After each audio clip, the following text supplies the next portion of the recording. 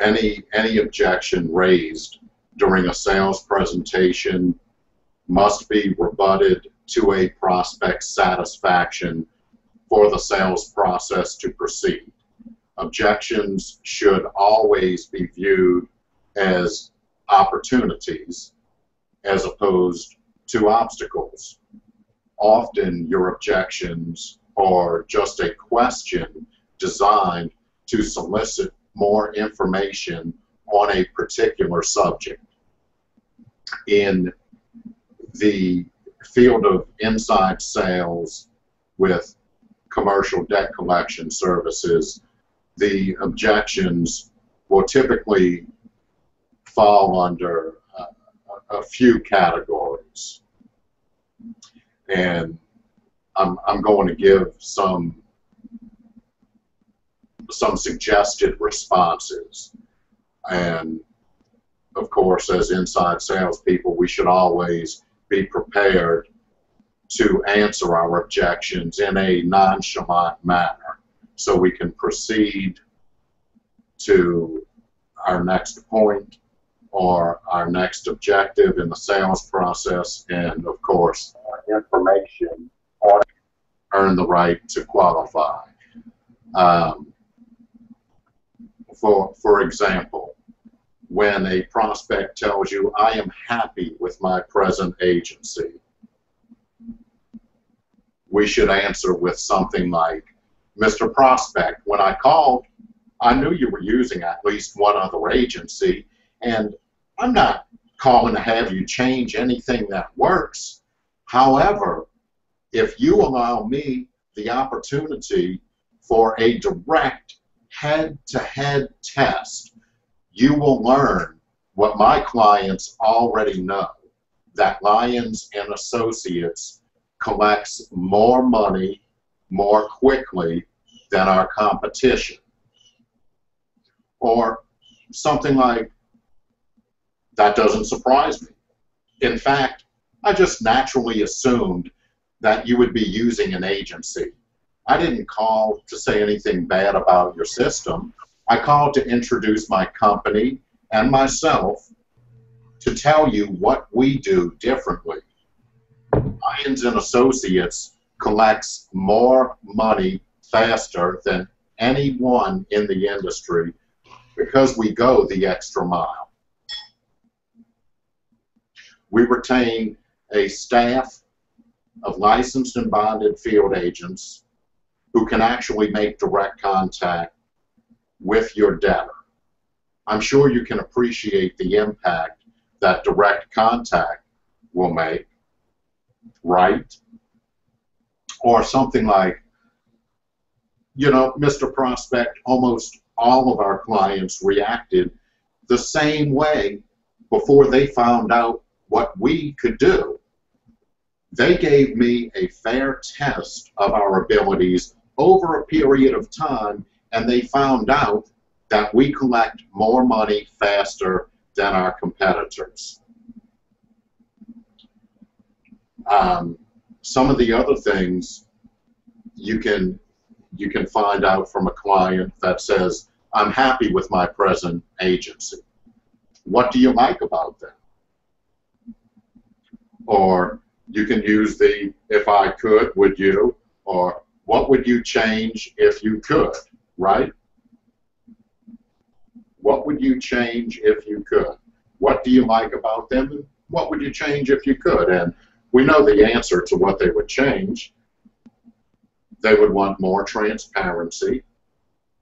They would want higher yields. And they would want to get their money faster. And that's something that, of course, we provide. So the real answer for them is simple. Give Lyons and Associates a fair test to run head-to-head in competition with their other agency. In other words, and what I mean by head-to-head is we're not going after the same account, but when the client has 10 accounts to place, they place 5 with us and 5 with the other agency, and give it a fair test. And that way they can make a determination on who actually does a better job, whose system is more transparent, who remits their money faster when they collect.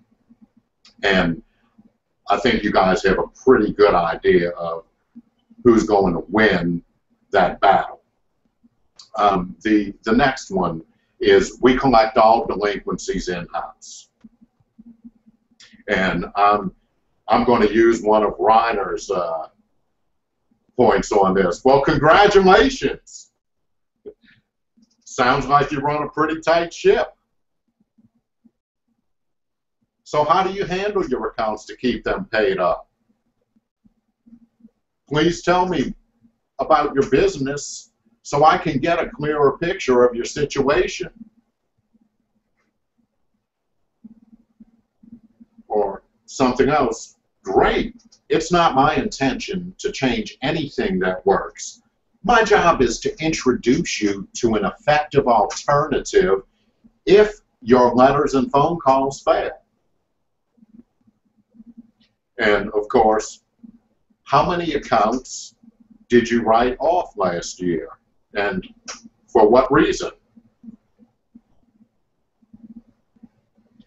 And of course, we want to make it clear that Lyons and Associates can serve as an extension of their credit department, regardless of size.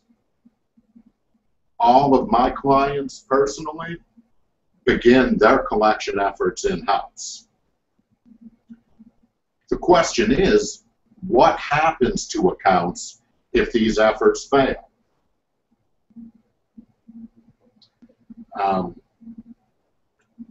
Another one you might run into that has to do with using another agency is we use an attorney. And of course that's pretty similar to the I use another agency. And that's, you know, a rebuttal. I understand. I didn't call to change what works for you. But most of my clients see great benefits from our pre-litigation program. You see, we'll begin a preliminary asset and liability investigation and have the ability to send a field agent out to make direct contact with your debtor. Then, once we obtain information, we are then able to exert leverage that will normally result in payment, saving you valuable time and money.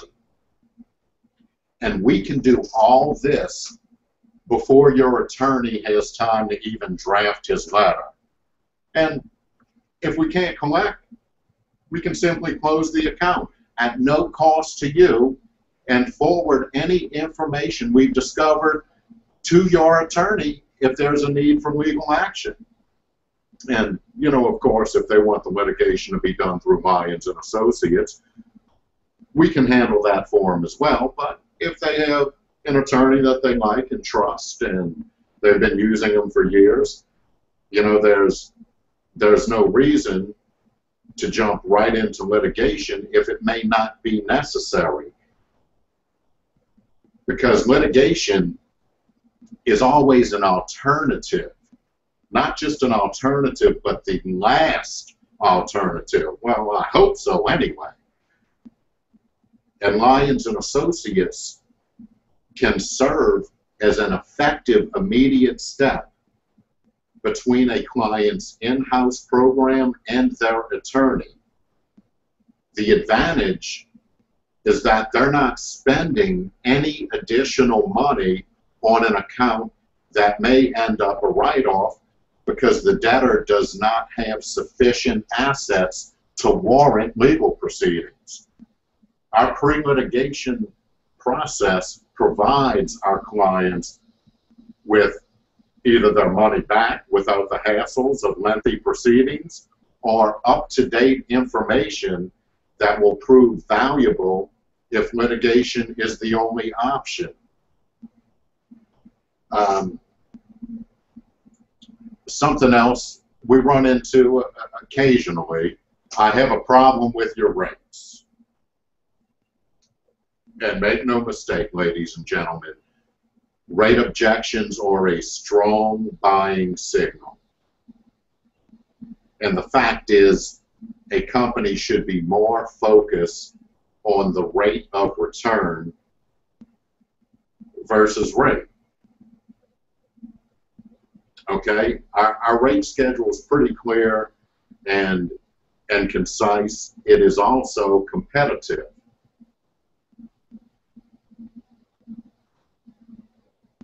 Okay, and if you give them a rate schedule and they have a problem with the rate schedule, we want to show them a rate of return rather than negotiate our rate down and cut ourselves out of commissions to be earned, one. Secondly, keep in mind that as an agency, when we take an account from a client, we begin putting money into the collection of that account by using our resources to collect for them. So if we do not write accounts at reasonable rates, as an agency, we do not get a return on our investment, and we are unable to grow and, well, provide a fantastic solution for our clients. Also, on the rate objection, you can use something like, Mr. Prospect, please consider their approach versus ours. What you have now is letters and phone calls. Our approach, face-to-face contact. We invest money in the recovery of your delinquent receivables. We normally pay our investigators $50 to $150 per hour to contact your debtor. Who's going to get the best results? The guy that's sitting in the debtor's place of business, interviewing employees, taking photographs of the location, notating any seizable assets on the property, and telling the owner of the debtor company that he needs to contact the collector? Or do they think that their debtor is more likely to respond to a telephone call, an email, or a letter? I mean, that's quite obvious. Who would have the best rate of return? And the bottom line is, you get what you pay for. Ask your client if he's ever had a $2 steak.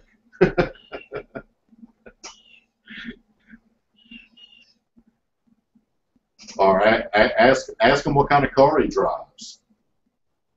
And if he drives a luxury vehicle, ask him when he bought that luxury vehicle, when he went into negotiations with the sales professional, if he asked them to lower the price to compete with that one of a non-luxury vehicle.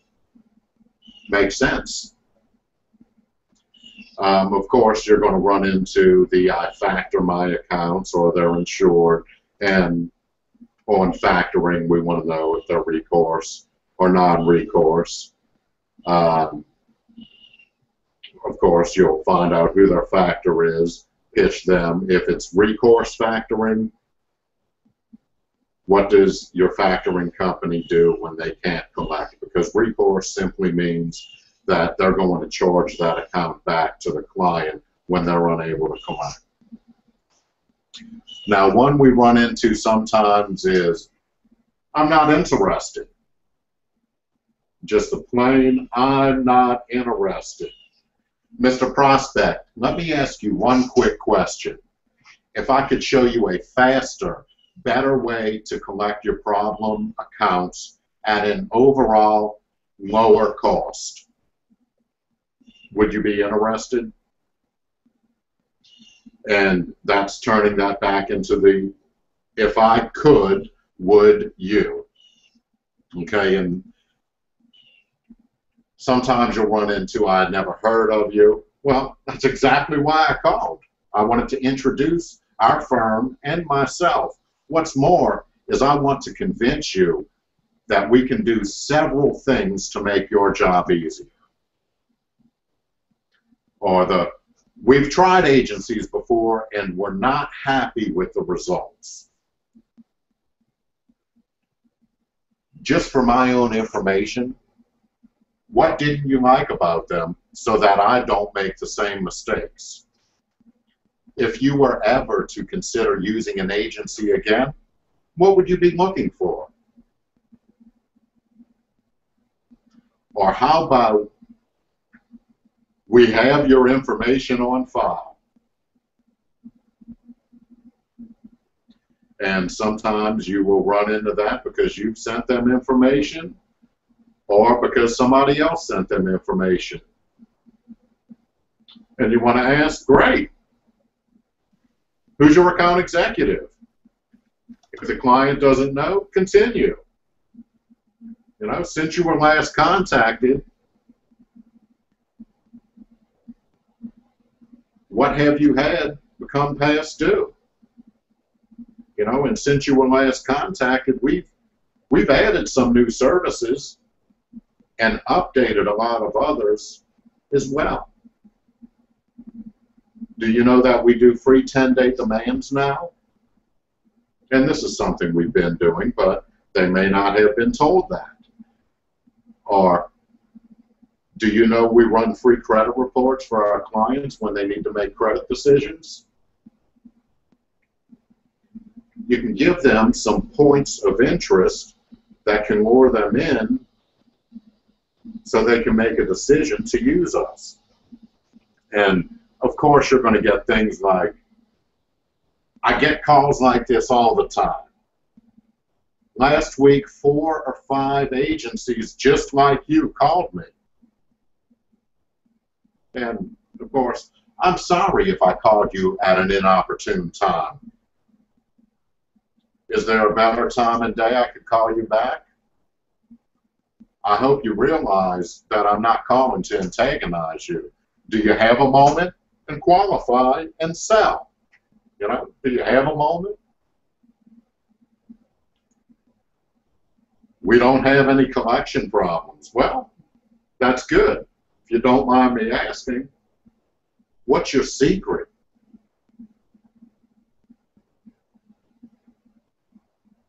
Okay? Or, I want to think about it. Sometimes you'll run into this. The rebuttal is, I'm assuming you like what you've heard so far. Is that a correct assumption? And if they say yes, which most of the time they will, good. What specific part of our services could I better explain to help you feel better informed? Our private investigators, our fast action, our rates. This is another, if I could, would you? You know, because you're drawing them out. You want to engage them. Email me some information. This is my favorite. Mr. Prospect, I would be glad to do that. Just to be sure I send exactly what you need, may I ask you a few questions? And qualify. If they don't let you qualify, I wouldn't send them jack. That's me personally. If you feel you should send them something and spend the time following up on someone who has potentially brushed you off, then, you know, do it. There's a good lesson to be learned from that. How about, I need to show this to my boss? By all means, does Mr. Boss make the final decision, or do you share that responsibility? And of course, if they share that responsibility, qualify. You have a decision influencer. Qualify. I need some references. We have happy clients in every industry. If you don't have references, you can get some from us. And of course, you want to tell that client if they say, I need some references, and this is not something you want to go offering out unless they ask for it, because we do not want our existing clients bombarded with reference phone calls from people if it's not necessary. So if I provide a couple of references to tell you how great we are, will we be doing business? When they ask for a reference, that's what you should ask them. Will we be doing business? If I provide a couple of references to tell you how great we are, will we be doing business? The reason I ask is due to the nature of business, reference checks must be discreet and professional. If you become a happy client, would you be willing to be a reference? And one thing to know, that people who ask for references hardly ever call the references, and they hardly ever place any business because they're looking for an excuse not to place. So when you get people who want to check references, you can give them to them, but make sure you qualify that request for a reference by asking them, will we be doing business? And, you know, explain to them the reason why you're asking this and, you know, the nature of our business. It makes sense. How about if you sent some information out and you call back and they say, I haven't looked at your information yet. What I usually say on something like this is, oh, man, I guess I forgot to tell you there would be a test at the end of the class. That's okay. I'll still give you a good service in collecting your accounts. Just to refresh your memory, the last time we spoke, we talked about, and then you can review what you qualified to send them the information. You know, we talked about your accounts that are on 90 days when we spoke last week. You have about 20 that are over 90 right now, and half of those you were saying you were ready to place if you had the correct date to help you with that. And requalify them by asking, you know, how many do you have now? And go for a trial close. I'll get your information, you hang up the phone. It's an invitation for you to find out if it's a brush off or an actual sale. And of course, sometimes you will run into, I don't have time for this. And we do get that. And all we need to get started on their accounts are the name, address, and total owed. Okay, and there are some other things on our placement checklist that we need, but you want to initially tell them, all I need to get started on your accounts is the preliminary information.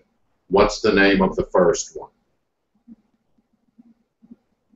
And they'll either give you another excuse or start giving you names.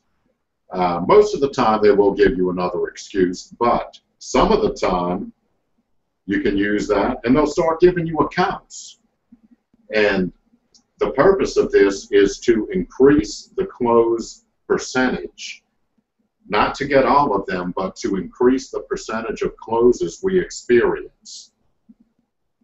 Because if we can increase that percentage, we spend less time chasing what's not real. So objections, they're going to be present in any sales situation.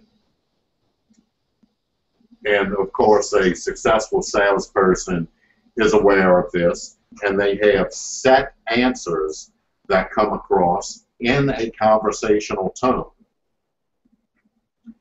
salesperson that is successful has answers to objections, and they welcome them. This salesperson knows that they are a part of the path that leads to the sale. So, now that I've spent a half hour talking on what I thought was going to be 10 minutes,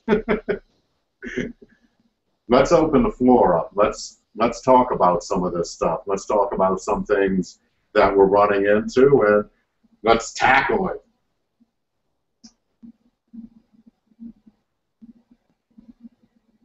Who wants to be first?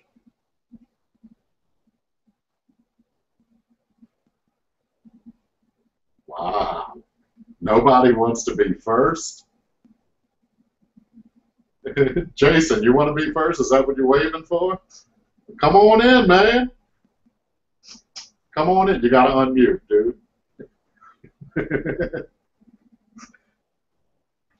Sorry, I was sending an email using some of the things that you were saying while I was going. So I'm going to go back and review this because you just gave me a ton of ammunition to help me go to the next level. I really appreciate it because I'm getting some success, but I mean I'm not as smooth as the things you gave, and they're very, very good. So I don't know if I can just redo it right now, but anyway, I'm ready.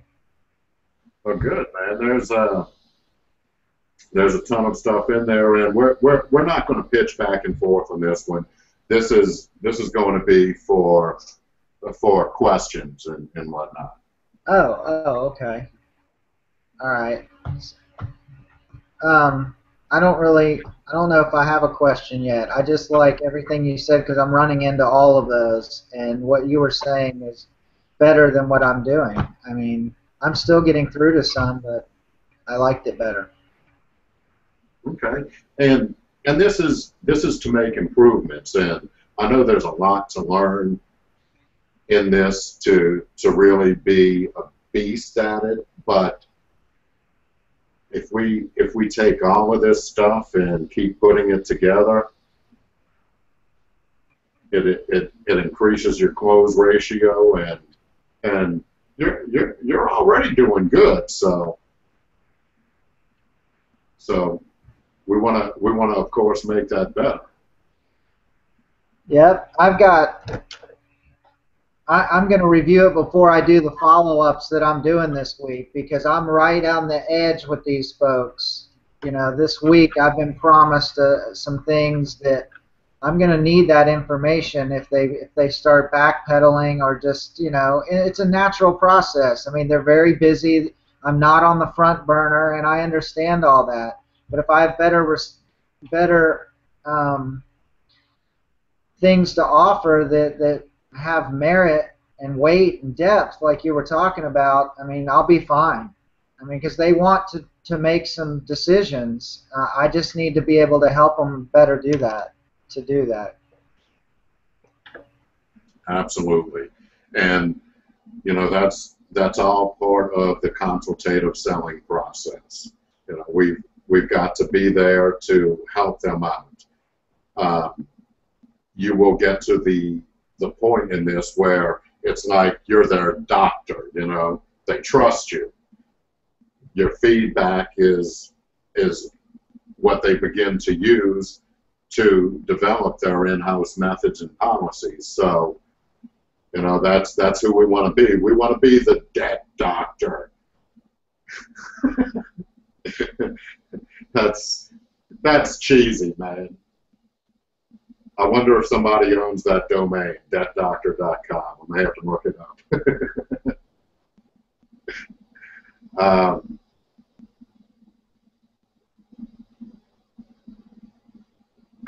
Who's next? Who wants to go next?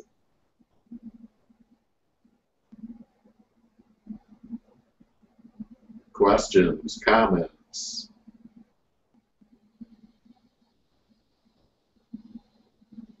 Anything? So if they say they have a lawyer, that we can just say that that lawyer should be used as a last resort, and we can be of service to them before they need to use that lawyer to collect their funds. We can rebut with that when they say we have a lawyer. Absolutely. Okay. Absolutely. Yes, I mean, I think they are for use for the last resort, but they seem to sound like, well, we use a lawyer, so we don't need you because we have the lawyer. But the lawyer should not be put onto those people until they are able to, do other methods in collecting their money first. Because no one doesn't want to get a lawyer be sued without being contacted first about the money that they owe someone first. Right, and the fact is, it's really not about what the debtor wants. Who cares what the debtor wants? We're not here to provide the debtor what they want. We're here to collect money from them to recover for our clients. But when they're using a lawyer for that, the lawyer, if they're doing just a pre-litigation thing, all they're going to do is send a letter. Okay? That's all the lawyer is going to do. Or they're going to sue. That's what the lawyer is going to do. They're either going to send a demand or file suit, which there are a lot of other things that can be done to put pressure on a company without having to litigate. Because litigation takes an enormous amount of time. Okay? The suit has to be filed. Once it's filed, service can be sent out, which is usually done by a process server. Once service is affected, the court division will set a date for a hearing. Okay, once the hearing date's set, then they'll bring up any issues, any discovery that needs to come forward, any interrogatories that need to be discussed, and all of these things lengthen the process of actually collecting the money. So, although we don't want to change what works for them, there are serious benefits from having a collection agency go in before a litigation process is considered.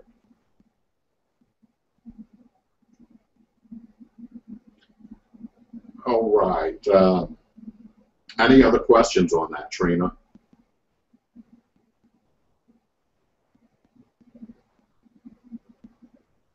Excuse me, that will be it for me right now. Okay. All right. Reiner, what you got going on, buddy? Just absorbing the information here, kind of rehashing some of the old closing techniques. So, I think the biggest thing that I'm taking from this is the more involved we are with our client, we need to be a problem solver. We bring up and get them to agree that they have a problem, and then we solve it for them by telling them what we can do for them. And that's the biggest thing. Are we actually buying their story, or are we coming back with solutions for them to solve their problem? Because as we make our calls, we know that everybody has problems, whether they want to admit to them or not. They have problems, and sometimes we have to bring those problems up and get them to agree on them, and then offer them a solution to the problem that Lyons and Associates can do by teaming up with them. I mean, they hire us. We're their partner to collect for them. And so we want to be able to get them to understand there is a solution. And as Trina just said, they might say they have an attorney. Well, fantastic. How's that working for you? Do you have them on retainer, or are you paying them per piece of business that you're placing with them? You know, find out if they're happy using the attorney. Maybe they're not happy. And maybe they'll say, oh, they get everything for us. Well, how much is that actually eating into your debt that they're collecting for you? You know, boy, if we can collect that faster and quicker remit for you in payment and settle that debt altogether without having to send it to the attorney, would that be of interest to you today? You know, always today, not tomorrow, not next week, today. That's the important thing, is everything has to be done today. And if you don't highlight that and make that importance, they're going to brush you off, because you're just a solicitor otherwise. Commercial visitor over the phone. That's absolutely right. Hank, what you got going on, man? Yeah, I agree. It's good information, and I'm just trying to absorb it and taking some notes and trying some different things. I've haven't gotten a lot going, but I'm getting some interest. But like these ideas, it's really good, and I'm going to definitely put some of them to use. Good deal. Yeah, for sure. Good deal. And Frank, did you get your microphone fixed yet, man? I know I heard like a freight train come through when you first joined. But no, actually, there's no way for me to adjust it. I can go in there and adjust all of you guys' microphones. But I got this Chromebook, Google Chromebook, that I thought was good, but there's no control panel. There's very little like doing anything to the computer itself. But so obviously I'm standing way away from it for a couple reasons. My back is killing me today, and sitting's killing it. But like everyone else said, I wrote these all down. They're great. I got about 5 companies on the bubble of giving me some placements, so things are going well. I got 5 companies actually talking to me, getting ready to place. So. Good deal. Good deal. Is it still outrageously loud? It's got some loudness going on, man. Yeah, I'm back like 4 feet from it right now. I can't find anywhere in my computer. Like I said, if I can go in there and I can adjust all you guys, but I can't adjust myself. Okay. Well. Which I don't know. I haven't changed anything. It's the same computer I've used from day one with you guys. I didn't make any changes. I did move from the upstairs into the basement for the office I built, but no other changes. Maybe it's the echoey office or something. I think it's to do with the input level for the microphone. I'll keep looking, but I can't seem to find it. Yeah, and if you give me a call after business hours or on a weekend, I'll help you. I'll help you take a look at it and see if we can get it figured out. All right, sounds good. I provide solutions too, man. Thank you. Yeah, what you got going on?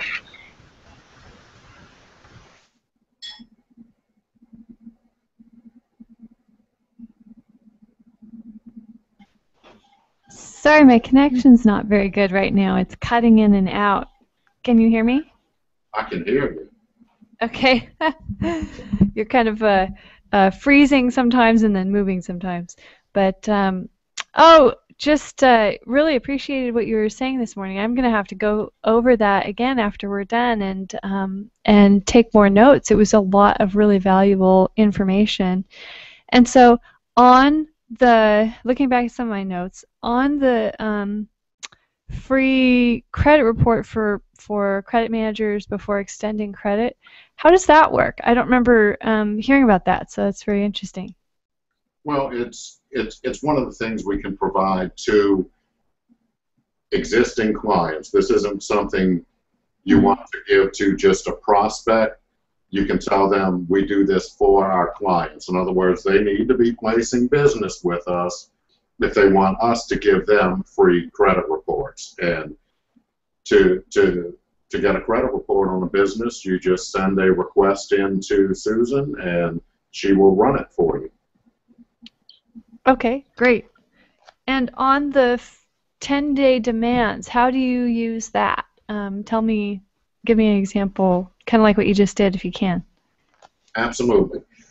A 10-day demand is going to be a letter that states that if the debtor does not pay the client in 10 days, that we're going to go in and collect from them. Now, the way the 10-day demand works is we're automatically going to begin collection efforts after the expiration of the 10th day if the client does not report payment to us. And at that time, you know, they'll be charged whatever the standard fees are for the collection. But it's a good way to get clients or prospective clients off the fence if they have somebody that they're saying, oh well, I'm gonna give them a call one more time and see if they pay us. Well, I can certainly respect that choice, but what if we could send a free 10-day demand for you that would notify the debtor company that they will be placed in collections in 10 days, and they will be responsible for collection fees, attorney fees, interest accrued, and I'd have to pull the letter up to see what it says. Actually, let me see if I have a copy of it on my computer, and if I do, I'll show it to you. I know it's in our CRM system on the admin side, but I don't know if I have a Word doc for it. Well, while I'm waiting for the network to pull, there it is. There's the network. It tried to run away on me.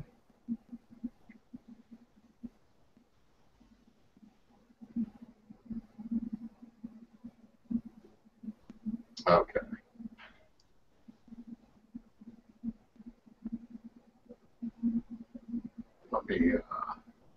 Let me show you guys what this looks like.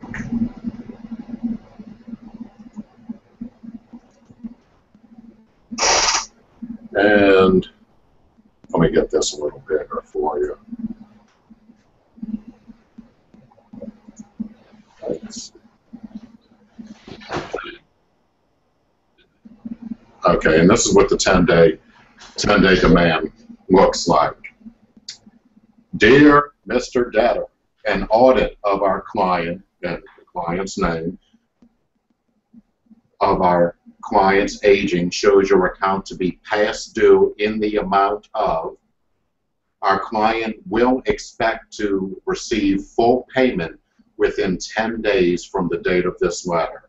Upon expiration of said period, your account will be turned over to the firm Lyons and Associates promptly for collection proceedings.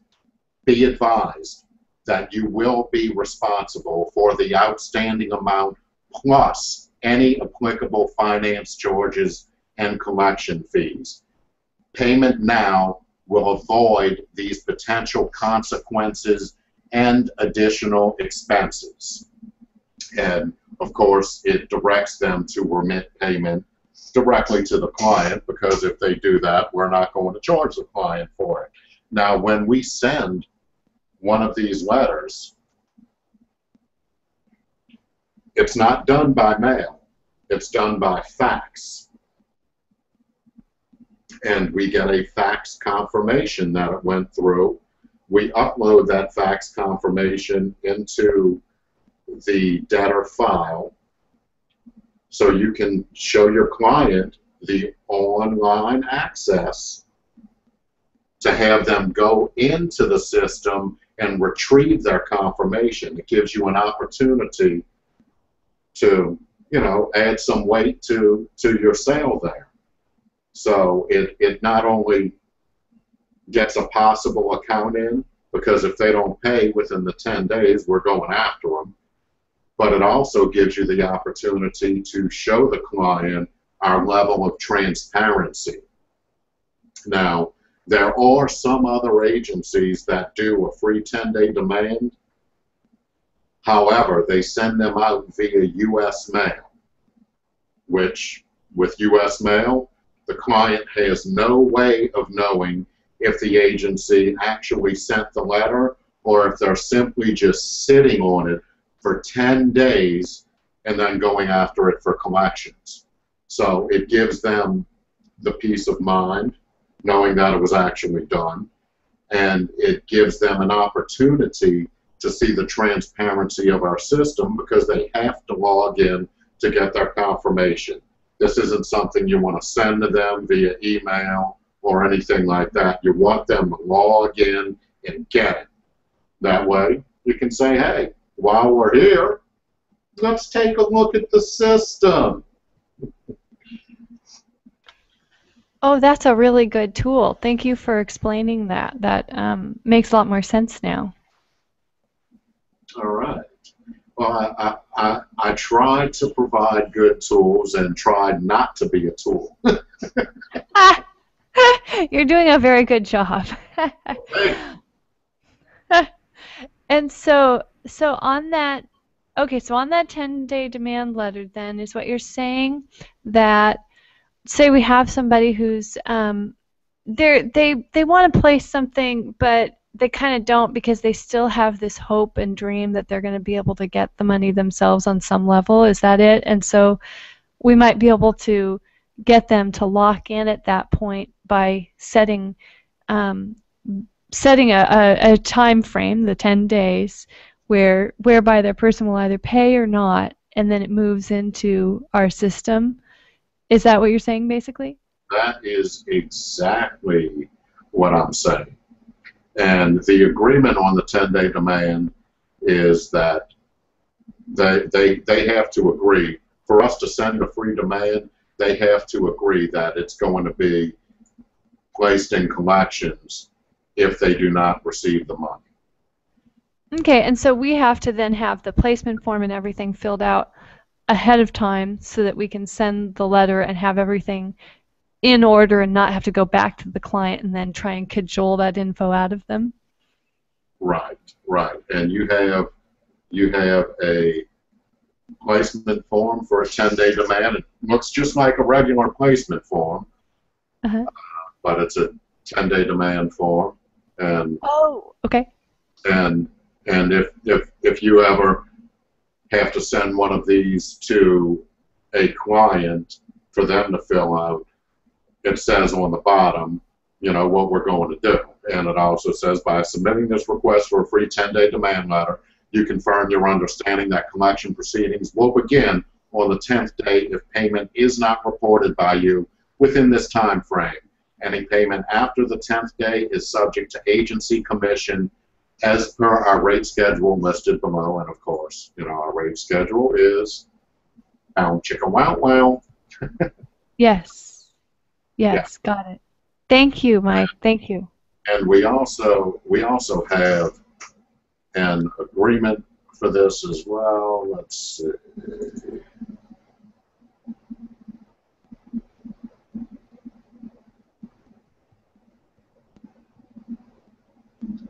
I'm going to need to find it. I know I have an agreement for the 10-day demand placement. It's just like a regular agreement.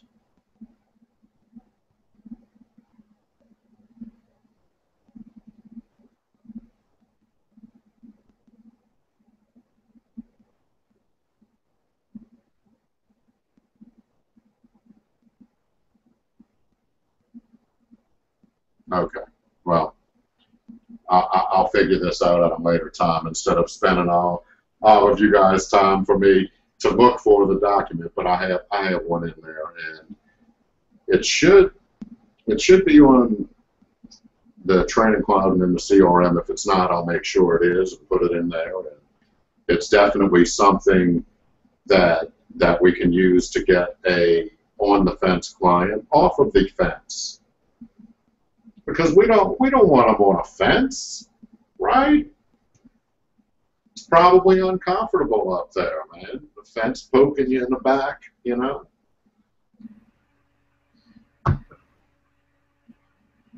I've got a question if nobody else has one right now. Okay, well, shoot. Okay, it's regarding contracts. In the industry that I was in before, the agreements were long-term, they were exclusive, they had evergreen clauses where they automatically renewed if they didn't get a letter by a certain date, and if the account was big enough, you know, I could actually get tortious interference letters if I was being too persistent in interfering with the services. For example, I could make recommendations on service adjustments to save them money, and different types of service that were better for the customer. Now in this business, in the last week, I've had 4 tell me that they've just re-signed their agreements.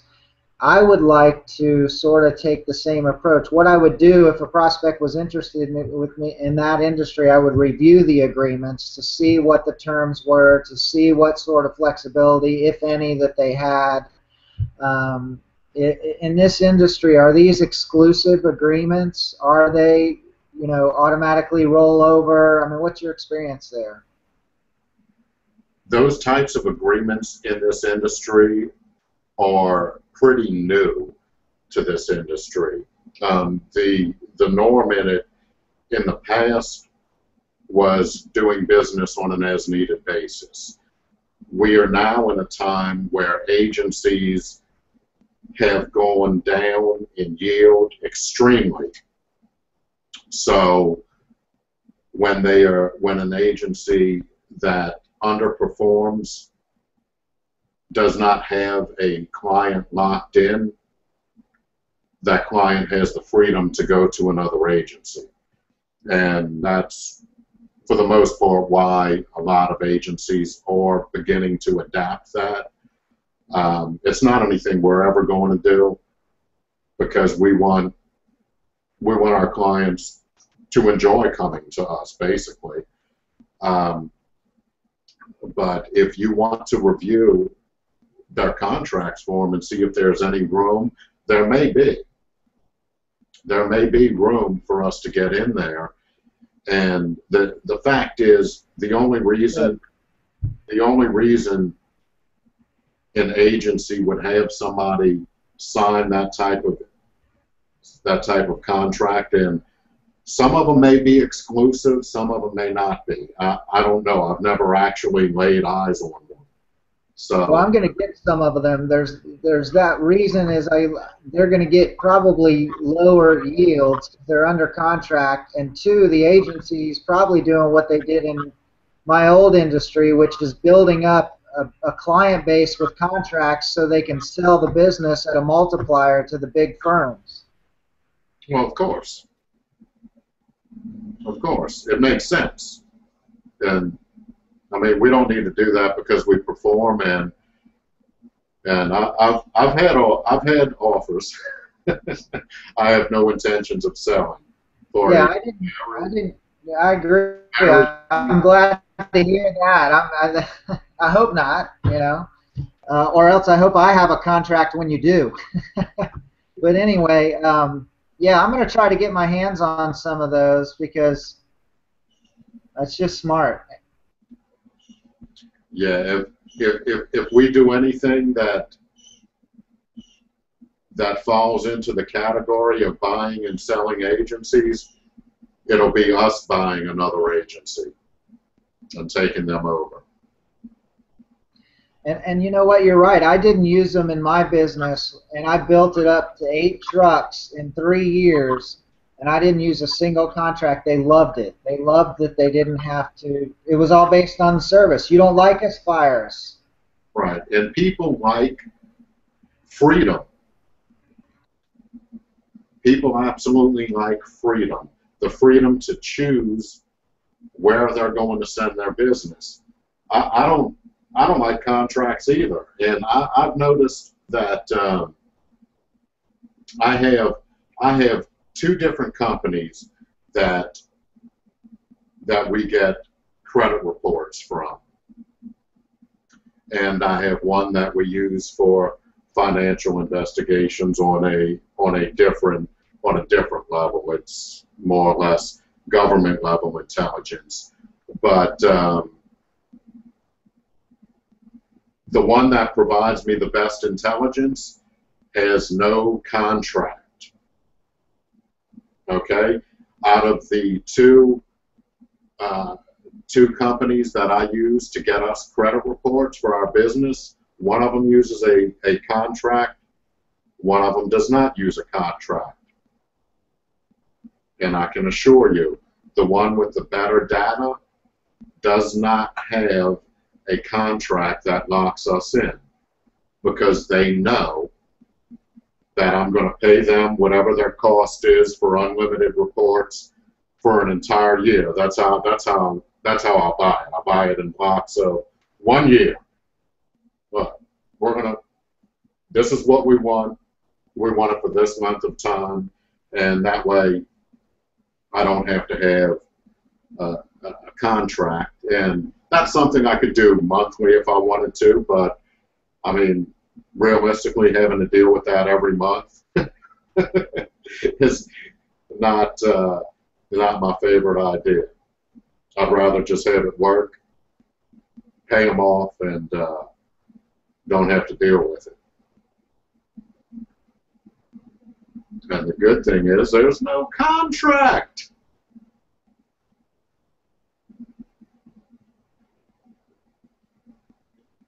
All right, questions, comments, concerns? Anybody have anything?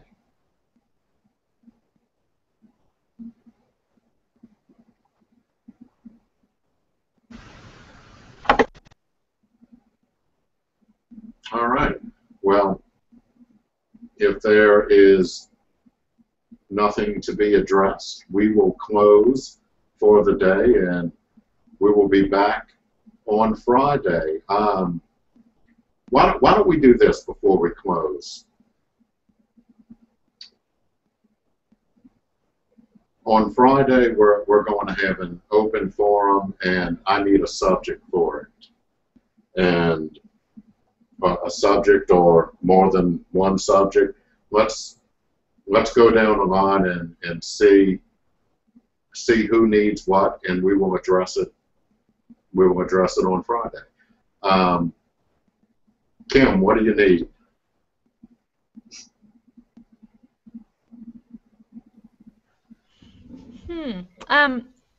I think more back and forth banter is really good, and pretend calls. I gotta say, those have been really helpful for me listening to them over the other Hangouts. So that's what I'd vote for. Okay. And I'm writing this down verbatim. Pretend calls.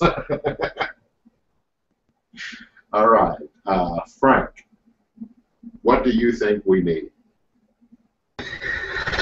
Well, I agree. The role playing is very good. So I would say let's continue that. Okay. Go further than just getting past and pitching the elevator. That's what we did last. So. All right. All right. Hank, what are your thoughts, Hank? I agree. The role playing, that helps. I mean, always pick up on a couple lines and hear something different. So let's just keep doing that. I mean, that everybody seems to like that, and I like that. So let's do that again. All right. Awesome. Jason? I agree, but can we be anonymous? I mean, do we have to have them on the public channel when we're doing that? Well, because I like that best too. Well, I like the fact of being able to go back and watch them. That way, if anybody misses anything.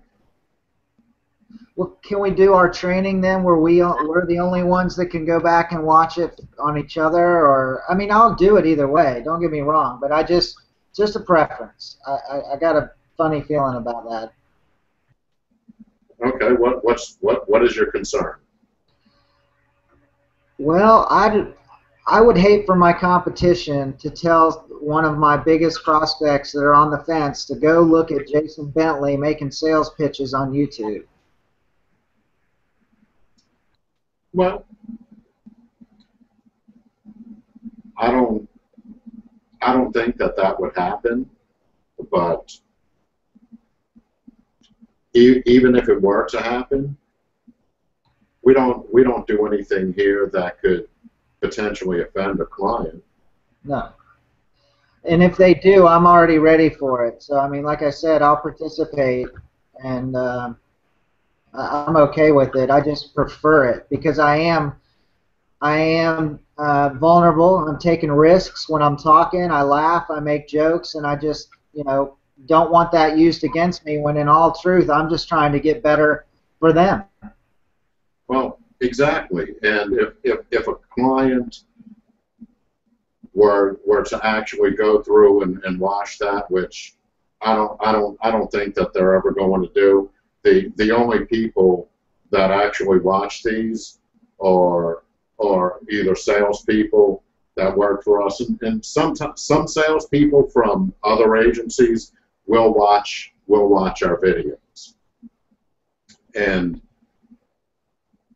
we can make them private, but I don't know what the access is going to be like and how it would need to be set up. It's something I'd have to look into to see, but it can be addressed. But the reason I want it to be on air is so we can go back and look at it, and so that new people coming in have the opportunity to watch things that we've done already. Also, when people are applying to work with us and we send them out a contract, we send them a link to our YouTube channel as well, so they can begin seeing some of the training that we use. Okay. Well, like I said, I believe in what we're doing. I'm completely committed to it, and I'll stand behind, my own face and whatever I say on here. But if we do address it, that to have some of these private maybe worth something. I'm not sure, but either way, I'm in. I'm ready to try to redeem myself. I got hung up on 3 times last time we did it. Well, that's going to happen, man. And me personally, I'd rather be hung up on than have my time wasted. So it actually may be a blessing in disguise. Well, I mean, you hung up on me during our cage match. That's what I meant. Oh.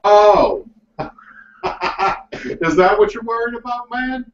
No, I'm coming back in the cage. I'm going to redeem myself. All right. Good deal, man. Reiner, what you got, brother?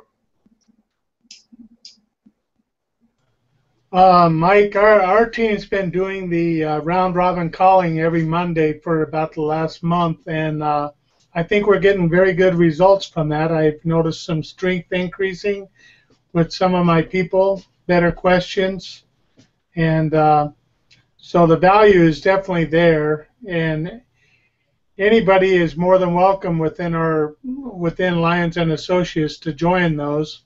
They're every Monday at 1 o'clock my time, Pacific Standard, and we've seen some good results and some good growth. I think we're going to continue seeing that, and everybody's comfortable. Those are private, but I don't think we have anything to worry about here. I mean, good gosh, there's no secret in what we're doing.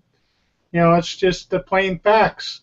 It's just the facts, So, I think we just need to be rest assured that we're business people, and business people talk and discuss opportunities, and that's all we're doing here is trying to help people within Lyons and Associates newcomers. I mean, when I interview people, I always tell them to go to Lyons and Associates and friend them, and also to go on YouTube and look at our trainings on the Hangouts so they get a feel for it. I mean, it's a selling proposition for a new person coming on board, and they get a feel, and I think it's a valuable tool.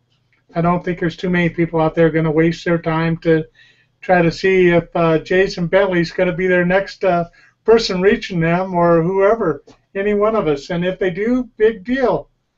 You know, who cares? So what next? Bring it on, you know. So I think you can have a rest assurance that it could only add credibility if you think about it, you know. I mean, you can say, hey, I was on a training on YouTube. So what? You're famous, man.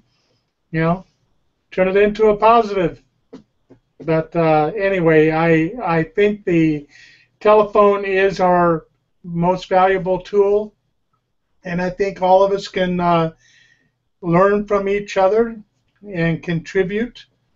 And I think if that's just an opportunity for this Friday to be able to extract whatever we need as individuals to grow. And, you know, by all means, there's one tool that I think we're forgetting here today.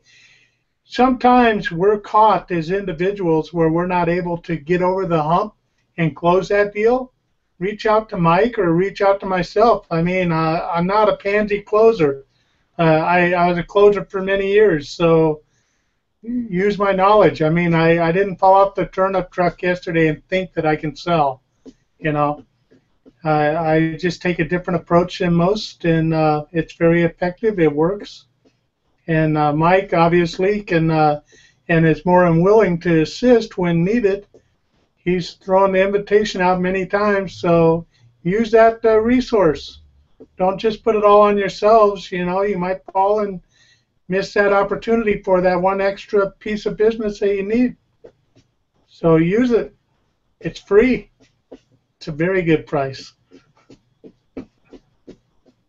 Free is definitely a good price, and that's why we should offer freedom.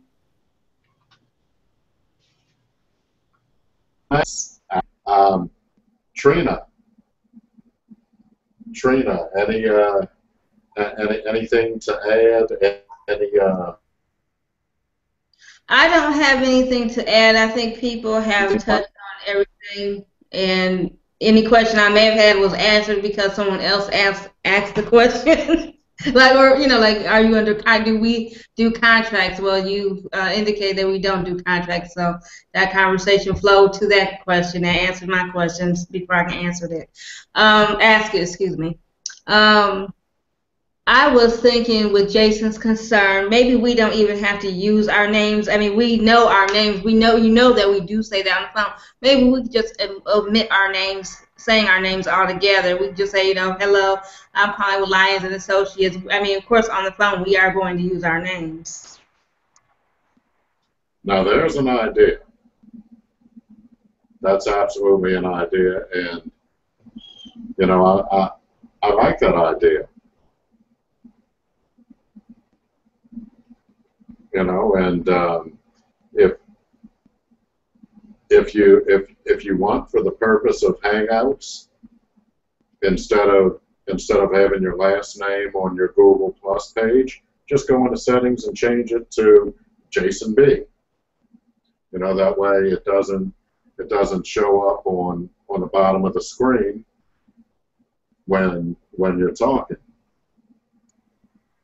The people viewing the video cannot see the names on the screen. Only we can see the names on the screen as the video is being shown. But when you play it back, the names don't show on the screen. Oh, see, I didn't know that. I guess I need to go in and watch my own videos. Well, at least you know I watched. and actually, I have watched some of them. If you notice, I'm working on my presence. I don't rock back and forth as much as I used to. And I do that because I'm used to, I'm accustomed to standing up when I'm talking or presenting to a group, and it's just like nervous energy. You know, I want to be up there jumping around. Maybe that comes from being on stage too. Well, wanting to move around. But yeah, I've dedicated my nervous my nervous tension to this pen today. It's helping.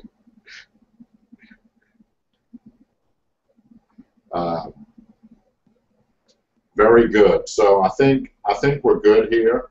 So on Friday, we're going to go in and do some role playing. And you know, when we're role playing, we'll cover objections. And Jason, just to make you happy, man, I'm gonna do something embarrassing, man. I'm gonna put on some bunny ears.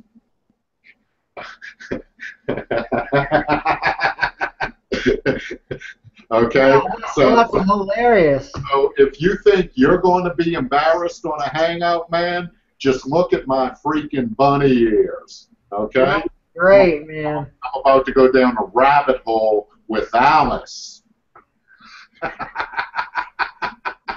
Man, thank you very much for that. Thank you. And I'm good with it. I'm going to keep it the way it is. Thanks for everybody.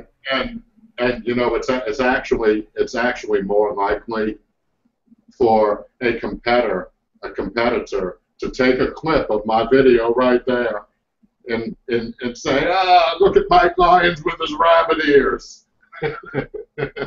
You know, if they're doing that and they ever do anything, they're really on the ropes. Oh, I know, absolutely.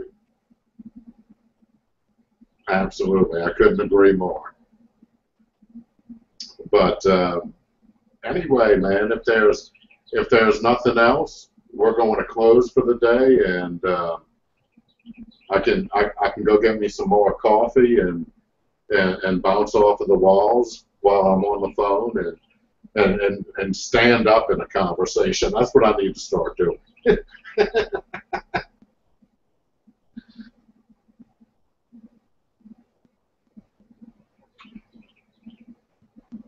All right, so I guess we're good here, and I will see everybody on Friday.